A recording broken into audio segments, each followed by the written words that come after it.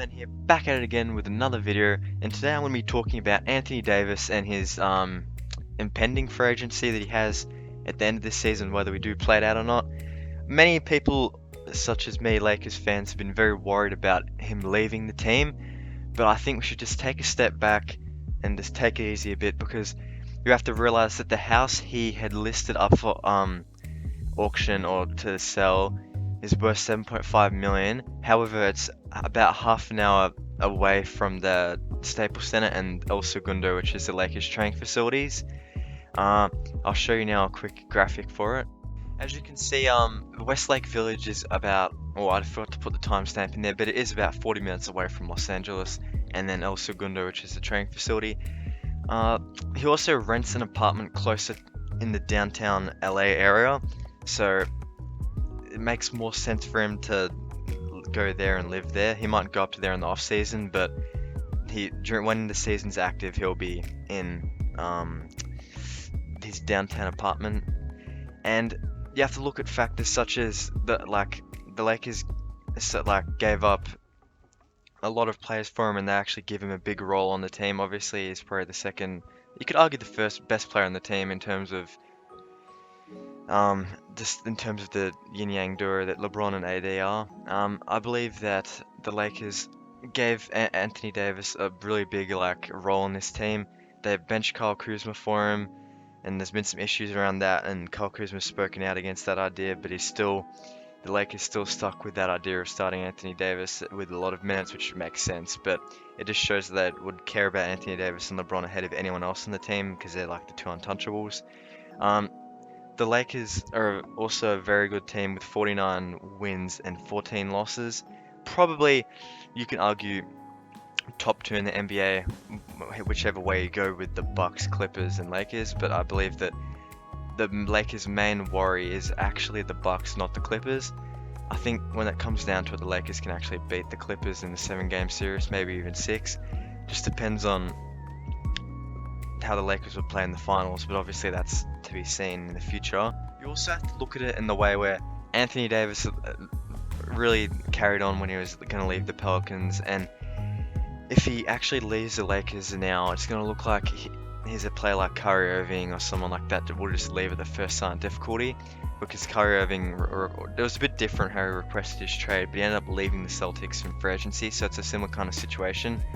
And I believe that Anthony Davis could tarnish his reputation by requesting a trade from a future team, or just if he actually leaves LA in the end, because that wouldn't be good for his reputation. And I believe that the Lakers, obviously, we know about their pedigree. It's probably top 2 franchise in NBA history. The purple and gold, the city, the market. You can go on and on about the draws of LA, but he has really big potential to put himself in and keep himself in the spotlight if he stays in LA, because if he stays in LA, it's probably one of the biggest markets. They're actually successful. Look at the caliber of the players that have played here before, like Kareem, Wilt, Baylor, Worthy, Magic, Kobe, Pau Gasol, if we're going to go for a stretch, Shaquille O'Neal. The list goes on and on. You can go on, probably make a video about Lakers greats even. I think that Anthony Davis can put himself in the window historically, and it's a big enough market for him to push himself up. And also think about the teams that he could go to. Miami, okay, great, that's a second star. Jimmy Butler in no universe is better than LeBron James. Look at Chicago. You really want to join that dysfunctional team with all these young players that aren't performing like Larry Markkinen and Kobe White? I don't think you're going to be going there, pal, even if you're from Chicago.